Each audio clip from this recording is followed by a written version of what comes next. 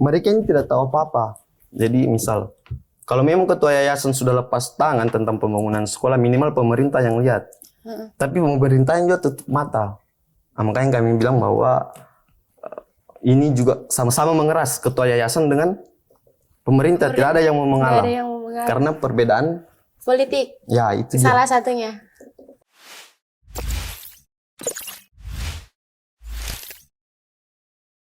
Assalamualaikum warahmatullahi wabarakatuh. Selamat datang kembali di RB Official, di mana kita akan berbincang dengan narasumber terbaik kita yang akan memberikan kita motivasi, inspirasi, dan inovasi.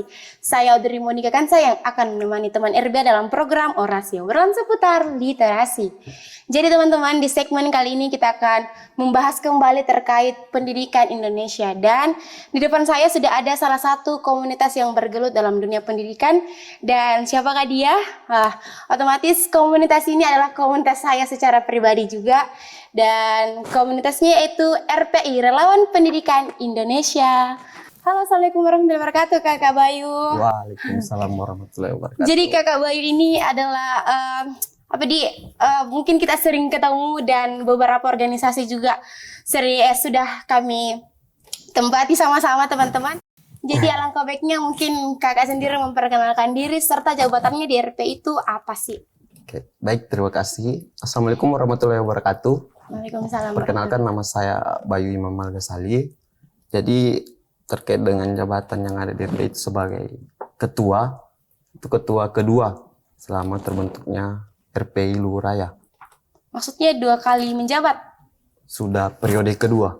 Sudah periode kedua. Oh, satu periode di RP itu kira-kira berapa tahun masa jabatannya? Normal 1 tahun. 1 tahun, jadi sudah 2 tahun. 1 tahun, maksud saya begini, saya menjabat di RPI itu sebagai ketua kedua. Oh, ketua kedua. Saya kira 2 periode. Jadi kira-kira RPI ini, jadi kita bahas, sebelum kita bahas pendidikan, kita bahas tentang komunitas RPI ini sendiri. Kira-kira RPI ini dibentuk dari inisiatifnya siapa dan bagaimana dibentuknya ini RPI? Dan masuknya di Palopo itu seperti apa sih? Jadi berbicara tentang sejarah nih. Sejarah. Kalau RPI, pertama itu saya dapatkan link dari kawan saya itu alumni relawan di Masamba. Dia mendapatkan link bahwa ada kegiatan kerelawanan yang bergerak di bidang pendidikan. Pada saat itu kakak yang berada di pusat atau di Makassar itu mengadakan touring pendidikan di Nusa Tenggara Timur, tepatnya di Kabupaten Ngada, Kecamatan Riung, kalau saya tidak salah. Itu 2 tahun yang lalu. Nah, inisiatif saya dan beberapa kawan-kawan saya alumni Masamba itu ingin mengikuti. Awalnya begini. Iya.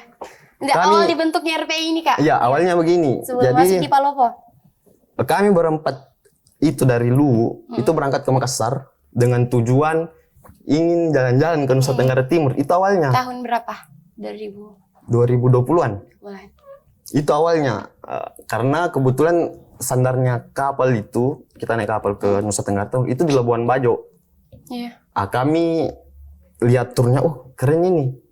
Makanya inisiasi kami itu 4 orang ikut.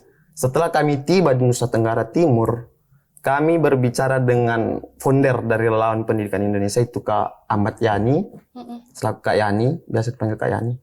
Itu berbicara tentang pelebaran sayap relawan pendidikan karena RPI itu pada saat itu cuma ada di Makassar dan mereka main di wilayah Makassar dan sekitarnya, belum sentuh Luwu.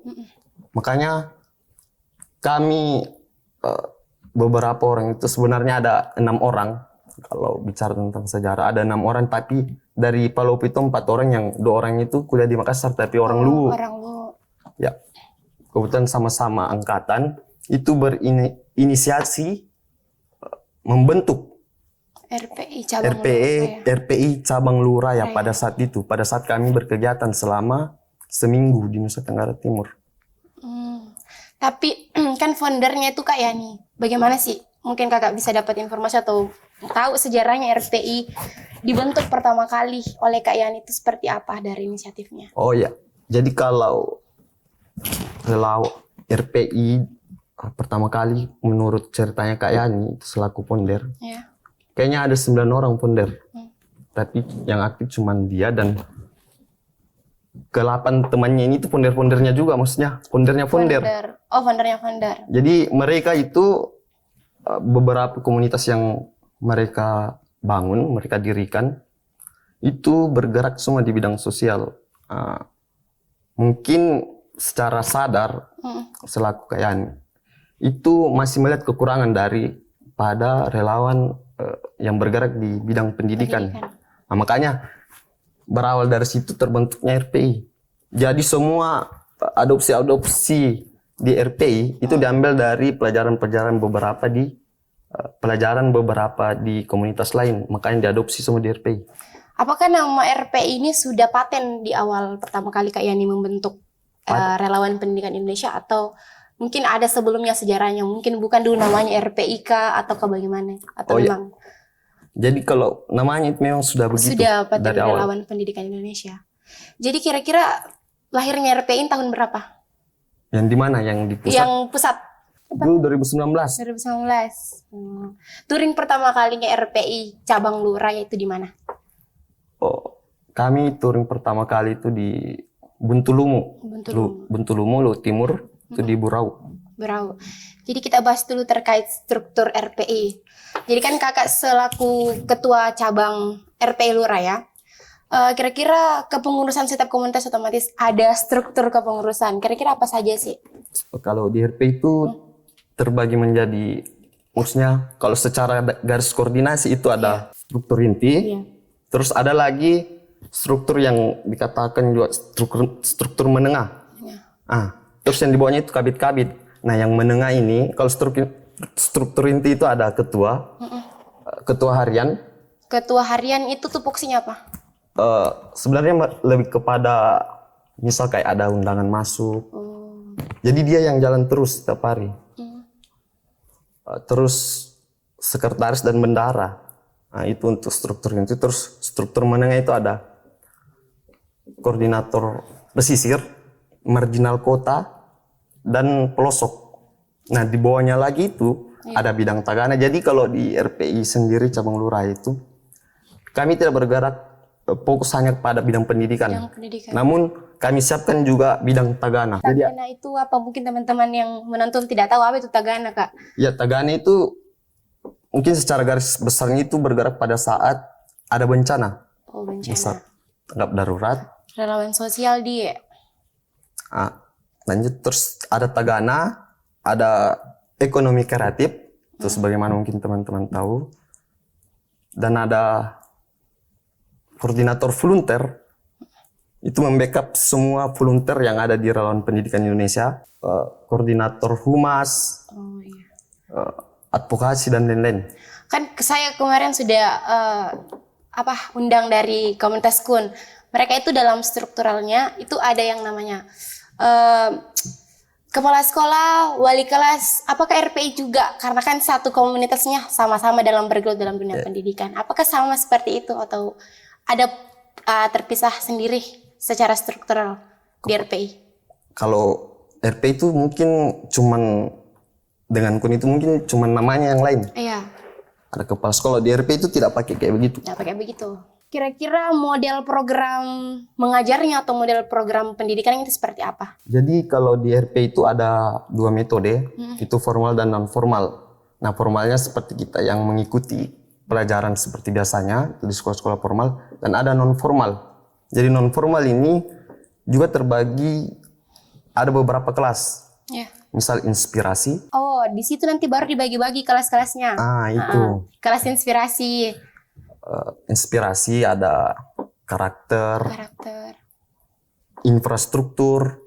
Infrastruktur itu fungsinya apa? Jadi kalau kelas infrastruktur itu misal ada sekolah yang memang tidak layak, hampir tidak layak, hampir semua. Jadi bukan gunanya tidak layak, mungkin tidak layak memang. Ya, jadi gunanya infrastruktur itu sedikit tidaknya membantu memperbaiki infrastruktur dari fasilitas sekolah. Misalkan contoh bangunannya? Bangunan, misal ganti warna, kursinya kita perbaiki, kita cat, papan tulis, bikinkan papan tulis. seperti itu. Apakah ada tambahan model programnya selain kelas inspirasi karakter, infrastruktur, kelas ada agama, bahasa. Jadi kalau kelas yang dipatenkan dalam sebuah ADRT itu ada 4 kelas sebenarnya, tapi tergantung dari kegiatan sebenarnya. Jadi kalau misal kita ingin melakukan sebuah touring pendidikan, kita lihat dulu diobservasi di suatu daerahnya itu kira-kira sekolahnya butuh kelas apa saja. Tergantung observasinya teman-teman. Iya, dan kebutuhan sekolah tersebut. Berapa kali nih RPI touring selama ada di Palopo? Sudah 5 kali. 5 kali.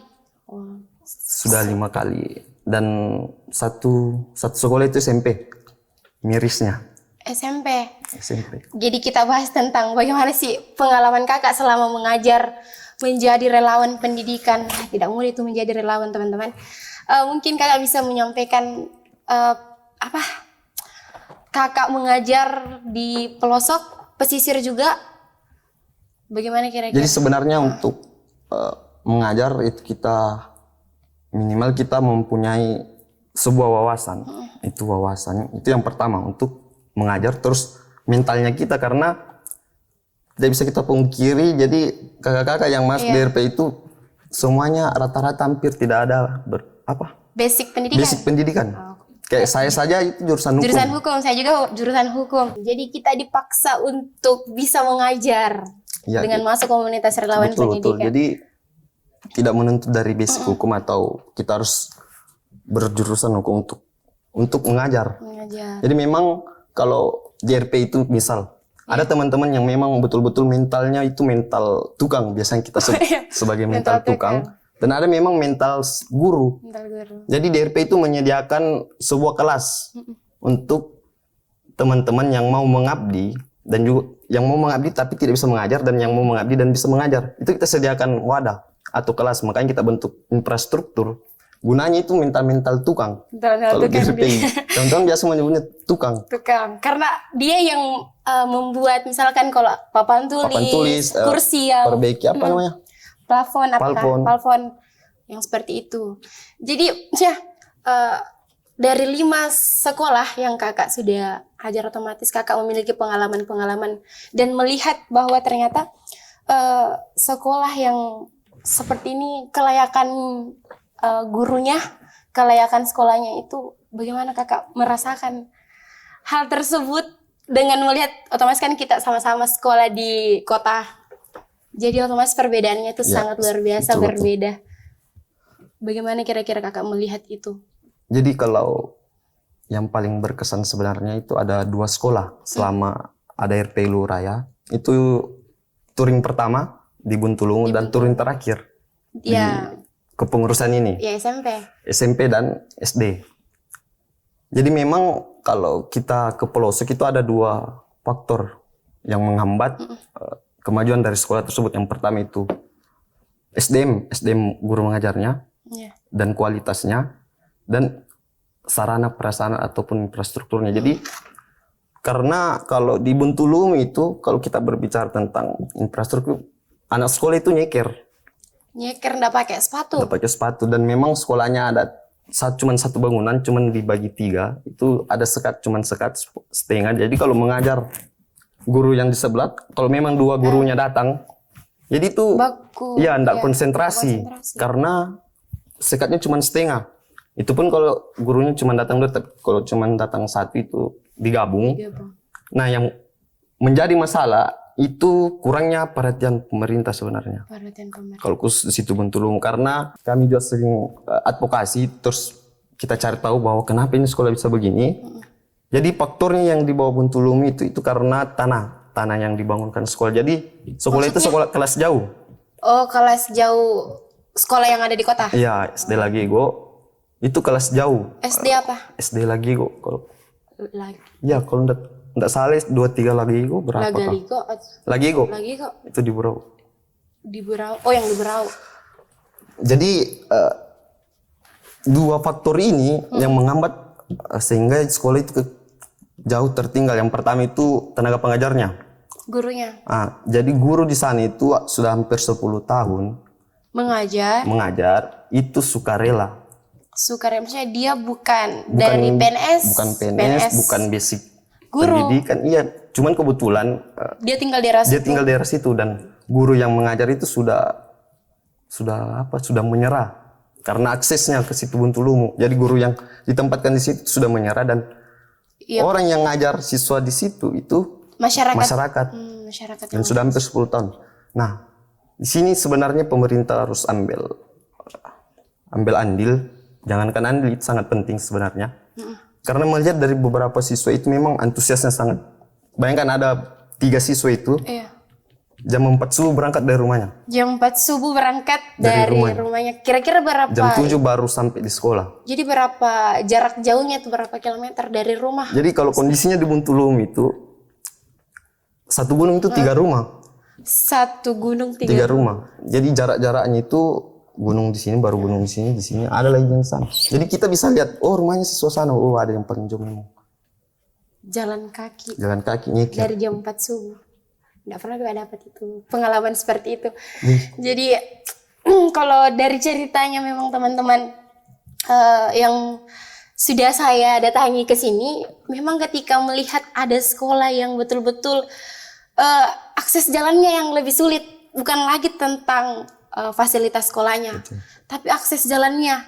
Dan kira-kira kendala apa yang kakak hadapi selama touring atau selama berada di RPI itu sendiri dalam mengajar? Jadi itu tergantung daripada kesepakatannya teman-teman. Misal kalau kayak ini berbicara tentang pengalaman lagi.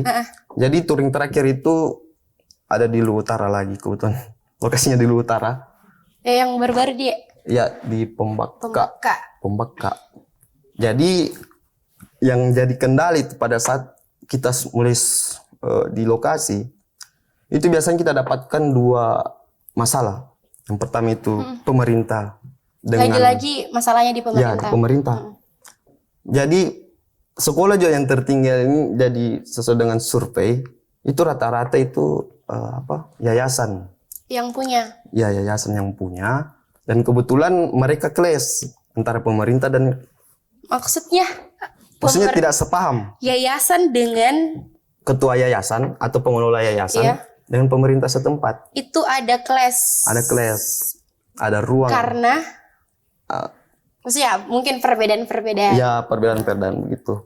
Jadi dampaknya itu ke anak sekolah. Dampaknya ke anak sekolah ya. Itu yang makanya kami sempat hampir ributi dengan pemerintah setempat. Karena begini, mereka ini tidak tahu apa-apa. Jadi misal, kalau memang ketua yayasan sudah lepas tangan tentang pembangunan sekolah, minimal pemerintah yang lihat. Tapi pemerintah yang juga tutup mata. Makanya kami bilang bahwa ini juga sama-sama mengeras ketua yayasan dengan pemerintah. Tidak ada yang mau mengalah. Karena perbedaan politik. Ya, itu salah satunya. Tapi kasihan juga sih kalau kita menganggap bahwa perbedaan seperti itu ya kena dampaknya itu kepada anak-anak yang sekolah. Jadi kendalanya itu pada saat kami mau pembukaan di touring terakhir itu kita ditolak sama siapa? Pemerintah setempat karena maksudnya tidak ada kan memang observasi dan komunikasi sama pemerintah setempat. Kebetulan kalau RPI itu tidak akan touring kalau secara administrasi itu belum selesai. Nah tapi kan tadi kita bilang itu ditolak, maksudnya dalam artian pada saat kami mau pembukaan katanya terjadi miskomunikasi antara staf kantor desa dengan kepala desa. Katanya ini surat kami sudah bawa surat dan kebetulan itu diambil sama staf kantor desa, tetapi tidak tidak dikonfirmasi ke kepala desa. Komunikasinya kepala desa dengan DPW atau pengawasnya itu namanya? DPW mengatakan bahwa tidak ada komunikasi masuk tentang ini pembukaan, makanya kami tidak berani buka atas nama pemerintah setempat. Kalau bisa kegiatannya diundur. Tapi tidak sempat diundur. Tidak, kami juga bersikeras karena masalahnya begini, kalau kita itu sebenarnya tidak perlu persetujuan pemerintah. Kita cuma sekedar pemberitahuan bahwa kami ingin mengadakan pengabdian. kalau memang mereka menolak, wah, perlu dipertanyakan Iya, perlu dipertanyakan. tentang minimal rasa kemanusiaannya, melihat kondisi yang seperti itu, ketimpangan pendidikan dan lain-lain. Apa kelirunya kita khususnya di LUU itu selalunya begini, selalunya perbedaan politik yang berimbas sampai ke pendidikan, bansos dan lain-lain. Selalunya itu. Makanya banyak kasus sekolah yang tertinggal pasti tidak baku cocok sama kepala desanya. Rata-rata begitu. Rata-rata begitu, Dek. Hampir semua. Jadi misalkan kakak melihat bahwa Kak Bayu melihat ternyata peran pemerintah seharusnya menjadi tameng untuk pendidikan, tapi pada faktanya bahwa masih ada sekat-sekat sehingga dampak yang terjadi itu kepada adik-adik. Kira-kira kakak memandang pemerintah dalam mengkawal pendidikan seperti apa? Apakah jangan sampai hadirnya RPI atau hadirnya komunitas pendidikan itu adalah sebagai tamparan atau sebagai sebagai penggerak untuk membantu pemerintah? Kakak melihat itu sebagai apa? Komunitas pendidikan seperti ini sebagai tamparan kepada pemerintah kah atau membantu pemerintah? Jadi kita makan semua yang kayak begitu kalau di RPI. Jadi kita sekaligus membantu sekaligus mengkritik. Karena lagi-lagi itu kalau bagi saya secara pribadi, kritikan itu rasa kasih sayang kita kepada pemerintah. Itu kritikan. Selain itu daripada ketimpangan yang ada di pendidikan, itu kita bantu pull up bahwa di daerah ini ada satu sekolah yang masih memang yang jauh dari kata layak, tolong diperhatikan. Minimal itu yang kita output yang ingin kita dapat. Jadi kita bantu pemerintah sekaligus mengkritik pemerintah. Tapi kritikannya sekedar pemberitahuan bahwa di daerah tersebut ada sekolah yang masih tertinggal, di daerah tersebut ada sekolah yang butuh tenaga pengajar dan lain-lain. Kayak gitu. Jadi RP ini outputnya dalam komunitas pendidikan itu seperti apa? Ya, kalau jangka pendeknya, jadi kita mempunyai output jangka pendek itu minimal kita spirit. Jadi spirit belajarnya adik-adik di desa, di pelosok, di pesisir, itu kita tingkatkan lagi. Itu yang kalau jangka pendek. Untuk jangka panjangnya, output jangka panjangnya, itu sekolah dibangun. Sudah terrealisasikan? Ada satu sekolah itu di Goa. Jadi teman-teman Makassar. Oh, yang pusat? Ya, RP pusat. Kawal. Jadi awalnya itu kayu. Setelah dijadikan sekolah binaan, hampir beberapa bulan. Jadi setiap bulan dimasuki, kita pull up di media dan lain-lain sambil bangun komunikasi ke dinas-dinas terkait.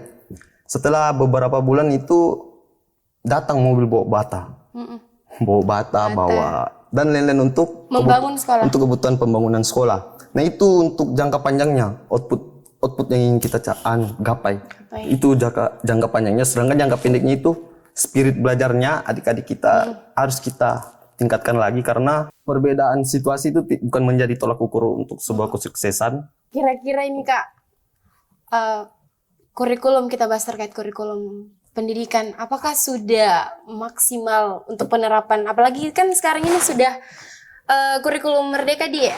Jadi kira-kira kakak memandang sistem pendidikan dalam kurikulum pendidikan seperti apa? Oh ya. Jadi terkait waktu saya masuk ke RP itu, saya awam sekali tentang pendidikan, tapi saya masuk ke RP itu pada saat itu K13 yang berlaku. Iya. Jadi sekarang pengalaman secara pribadi, K13 pada saat itu tembakannya hanya memang enak untuk daerah kota, tapi di pelosok pesisir yang memang jauh dari jangkauan, yang jauh dari kata layak, itu sangat membebani. Banyak contohnya, banyak sekali. Itu untuk K13. Nah sekarang untuk kurikulum yang digunakan oleh Pak Menteri itu kurikulum merdeka kalau tidak salah. Iya. Jadi kurikulum merdeka itu kita diberikan diberikan kesempatan. Misal kalau kita kuliah, itu ada programnya. Kita mengajar di pelosok itu sekitar beberapa bulan, itu bisa kita konferensi menjadi KKN dan lain-lain. Nah, bagi saya kekurangan di kurikulum merdeka ini itu karena tidak tepat sasaran. Jadi begini maksud saya. Jadi rekomendasi yang keluar daripada kurikulum merdeka, misal kalau kita di kampus, itu kita diberikan rekomendasi kira-kira kita mau mengabdi di mana. Oh iya. Kan begitu. Nah, salah. Dan tidak sedikit ya, tidak banyak itu orang minati Ya, mengajar di pelosok. Dan brandingnya juga agak keliru karena kita ditawarkan bahwa di lokasi ini ada seperti ini, tapi di sisi lain masih ada misal di daerah kita sendiri di Sekop Luraya itu masih banyak sekolah yang jauh dari kata lain. Teman-teman bisa kumpul datanya, kalau di RP itu kami sudah garap. Jadi kita setiap masuk sekolah itu kita ambil data. Jadi sudah 5 kali tur. Memang kalau dalam waktu 1 tahun itu belum. Jadi 5-6 tahun ke depan itu sudah ada final datanya untuk Sekop Luraya. Bahwa ternyata pendidikan di Luraya ini begini. Kami punya bukti. Nah, itu yang kita nanti full up. Mau diadvokasi?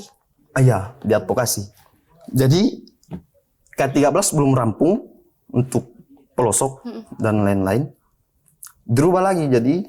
Iya, apalagi kan setiap pergantian menteri. Pergantian kurikulum. Itu dia yang keliru. Jadi setiap menteri mempunyai ambisi. Jadi kalau saya itu membuat programnya sendiri. Dan mereka itu observasinya cuma di kota. Di kota. Apalagi Jakarta kan sebagai salah satu kota pendidikan. Iya. Di Jakarta. Jadi surveinya mereka itu cuma di situ-situ aja. Tanpa melihat kita yang di Luwu ini misalnya. Saudara-saudara kita yang ada di Papua misalnya. Itu belum disentuh sama sekali. Makanya muncullah kurikulum seperti ini. Itu sebenarnya kurang apa kalau bagi saya. Kurang tepat sasaran karena K13 saja kemarin dianggap sudah hampir final. Tapi nyatanya itu diubah lagi. Nah, jadi kita juga pusing. Belum maksimal. Kurikulum itu belum maksimal dirasakan. Iya. Belum dirasakan. Tiba-tiba diubah dampaknya diubah lagi. Nah, itu yang membuat kita selalu gantung-gantung. Kita mau kemana ini? Arahnya pendidikan kita mau kemana? Jadi mungkin kakak bisa menyampaikan terhadap pemerintah terkait pendidikan di pelosok misalkan bagaimana sih? Maksudnya seharusnya pemerintah itu lebih melihat lagi. Ternyata pendidikan di pelosok itu sangat-sangat miris karena masih banyak sekali juga model-model pembelajaran yang sangat tertinggal, bahkan masih ada yang menggunakan KTSP, ya kan? Jadi mungkin kakak bisa menyampaikan di pemerintah.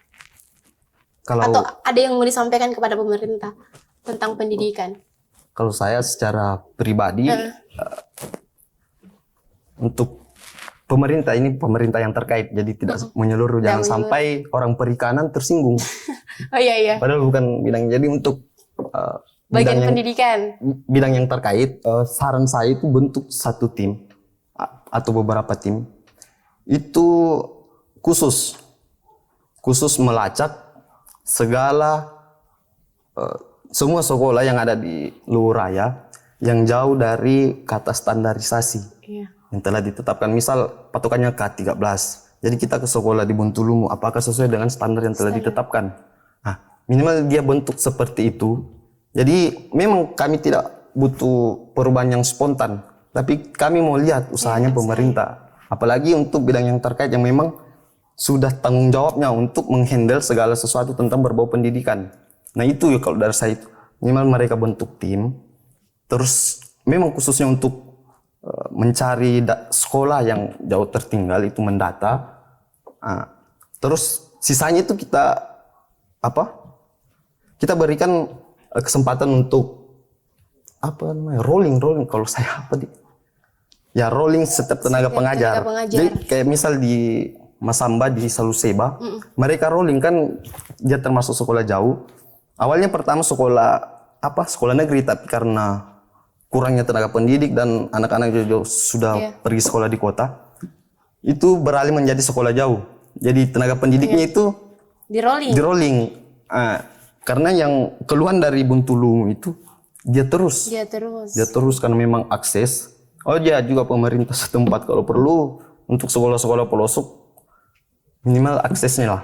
Aksesnya dia, Jangankan ke Buntulu, di Palopo yang katanya untuk Sekop Luraya itu kota pendidikan Palopo. Coba pergi ke Tandung aksesnya memang padahal ada masyarakat tinggal di atas ada. Kami kira pertama awalnya cuma sampai di situ stucknya untuk masyarakatnya ternyata sampai hampir buah kan tembus buah. Iya. Ada masyarakat yang tinggal dan banyak muridnya. Ada 36 orang di situ sekolah, tapi juga kelas jauh. Cuman selanya yang kami sesali itu Kota Palopo. Itu masuk kawasan Kota Palopo dan masyarakatnya orang Palopo. Tapi gimana ya, waktu hari saja kami berkegiatan di atas itu longsor. Kebetulan akses utama yang ditutupi oleh material, masyarakat dan teman-teman relawan yang kerja itu. Yang kerja. Padahal komunikasi ke bawah sudah bilang tolong bawakan alat berat. Tapi tidak ada. Jadi masyarakat tidak direspon atau? tidak direspon. Wah, ngeri juga kalau pemerintah tidak respon itu. Itu yang sangat disayangkan. Andai bahwa daerah tersebut cuman jalan kebun atau apa, mungkin kami tidak terlalu cuman ini ada masyarakat dan memang masyarakat Kota Palopo. Masyarakat Kota Palopo. Jadi masih tidak terlirik di. Tidak. Tapi mungkin pemerintah sadar bahwa ada daerah seperti itu. Pasti sadar. Tapi ya tidak, ya kita perlu positif juga, mungkin dia butuh waktu entah berapa tahun untuk memperbaiki akses jalan. Dan kita kembali kepada komunitas RP itu sendiri, Kak. Otomatis secara touring itu kita membutuhkan sumber dana. Apakah RP itu punya sponsor tertentu atau memang melakukan galang dana untuk aksi touringnya? Jadi kalau RPI sendiri itu tidak ada sponsor atau donatur tunggal atau donatur tetap, itu tidak ada. Jadi sebelum kita 3 bulan pasca touring itu kita siapkan semua, mulai dari galang dana, kebutuhan, volunteer dan lain-lain. Jadi metodenya kita cari sumber anggaran itu ada beberapa. Jadi kakak-kakak diberikan sekreatif mungkin asal tidak haram. Asal tidak haram. Jadi kakak-kakak diberikan keluasan untuk memainkan imajinasinya sekreatif mungkin untuk mencari dana, entah itu sumbangsi masyarakat. Enggak, galang dana itu jual-jual risol. Oh, yang menjual di. Terus basar. Dan untuk opsi terakhirnya itu biasa kita turun ke jalan biasa. Turun ke jalan untuk meminta sumbangan. Biasa di perapatan mungkin teman-teman biasa lihat kalau di. Yang di perapatan Taman Baca itu. Itu. Ya. Jadi teman-teman minta sumbangsi masyarakat itu tidak ada keterpaksaan atau tidak memaksa. Jadi kalau ada orang bertanya untuk apa, kami jelaskan bahwa ini Bu, ini Pak, ini. Ya misalkan kalau ada masyarakat yang bilang, kenapa kalian yang mau ke sana sekolah, padahal kan ada pemerintah, ada yang bagian yang mengawal itu sekolah dan sebagainya. Jadi bagaimana itu kakak mau menanggapi pertanyaan masyarakat yang kalau ada seperti itu? Jadi bagusnya orang Palopo, enggak kepo, maksudnya tidak terlalu kepo untuk persoalan itu. Yang jelas kami bawa bendera, bawa apa? RPI? Bawa identitas. Bawa ini kelembagaan kerelawanan.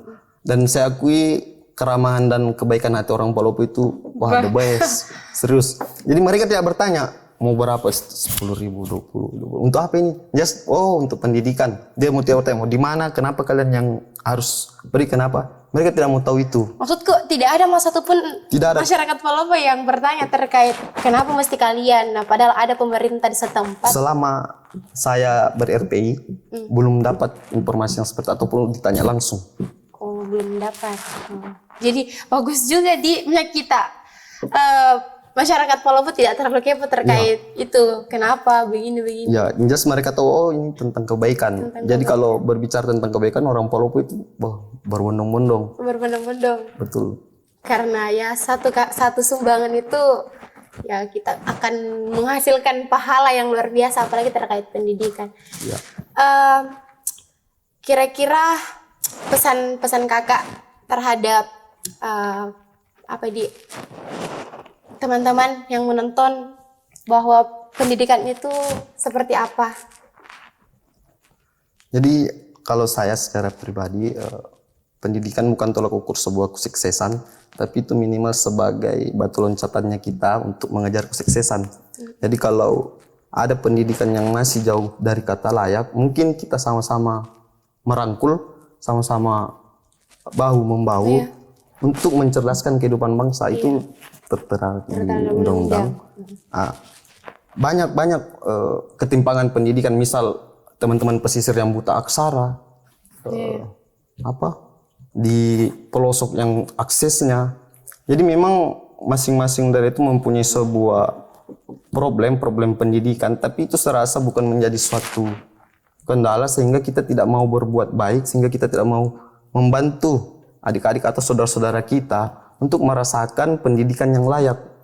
Jadi kalau saya khususnya di Luraya, jangan seperti teman-teman biasa katakan, jangan ikan disuruh memanjat. Itu bobroknya pendidikan kita. Jadi ikan disuruh memanjat. Jadi tolak ukurnya itu. Jadi kalau memang ada adik-adik kita atau saudara-saudara kita yang memang hanya mau fokus ke satu bidang, itu kita biarkan. Maksudnya kita tinggal pull up. Terus kita asal lagi. Jangan sampai ikan ini disuruh memanjat. Karena itu jadi jadi kecenderungan atau malah jadi beban pikirannya adik-adik kita, sehingga itu yang menjadi satu alasan dia mau putus sekolah, tidak mau datang sekolah, rata-rata begitu. Karena susah juga, karena pendidikan itu punya standarisasi sendiri untuk bagaimana anak-anak Indonesia itu. Kayaknya standar ini ditetapkan tanpa melihat realitas yang ada di pelosok-pelosok. Makanya standar bagi saya itu standar hanya sebuah penghalang, bukan penghalang, sebuah identitas agar pendidikan kita dikira maju. Oh iya. Jadi menurut kakak, sistem pendidikan di Indonesia itu sudah ideal atau belum? Mau dibilang ideal juga tidak, dan mau dibilang ideal juga iya. Jadi idealnya itu untuk, lagi-lagi kita berbicara tentang perkotaan, jadi idealnya itu untuk orang-orang kota saja yang mengenyam pendidikan, di luar daripada orang-orang buta aksara. Sehingga dan imbasnya atau efek negatif daripada sistem pendidikan kita yang diterapkan di Indonesia kan, itu imbasnya di pelosok dan di pesisir. Apalagi kan secara penelitian itu kan Indonesia dalam sistem pendidikan sangat jauh tertinggal dari negara-negara maju, sekitar 54 dari beberapa negara dalam sistem pendidikan. Jadi tentu kalau kita menganggap ideal, tentu masih jauh dekat ideal. Saya ingin bertanya secara personal, kenapa sih kakak mau jadi relawan? Jadi awal padahal kalau dipikir saya dulu SMA itu 4 kali pindah sekolah. 4 kali pindah sekolah. Saking karena memang itu yang dikatakan teman-teman biasa kenakalan remaja. Waktu saya SMA, pas saya masuk kuliah itu hampir berjalan 2 tahun, hampir semua semester saya tidak lulus.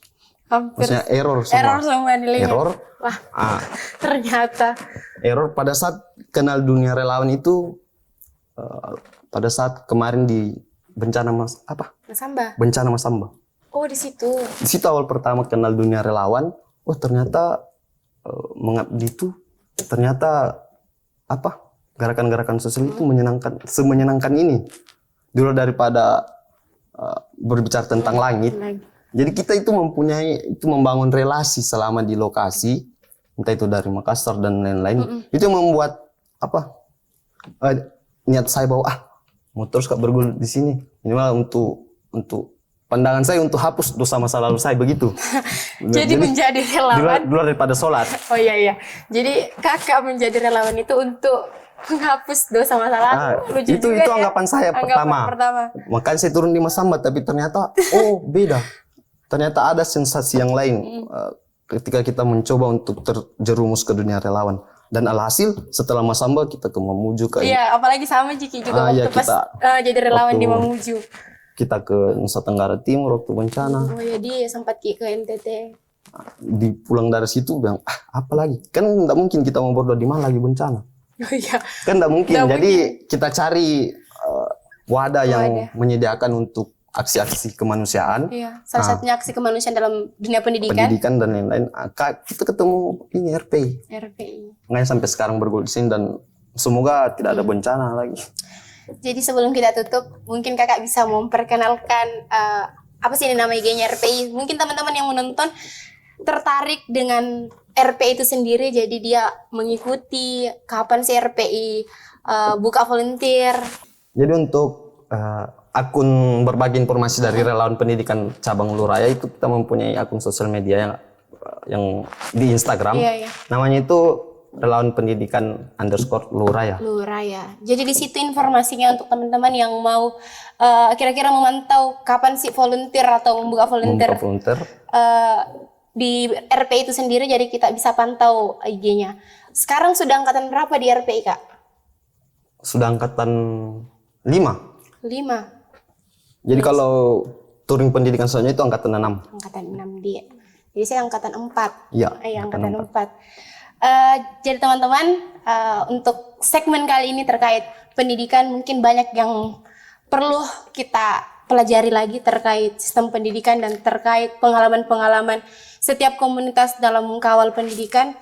Dan perlu kita ketahui bahwa pendidikan adalah upaya untuk mencegah kebodohan, baik pendidikan formal dan informal. Dan setiap tempat adalah sekolah dan setiap orang adalah guru. Saya Audrey Munikansa undur diri. Assalamualaikum warahmatullahi wabarakatuh.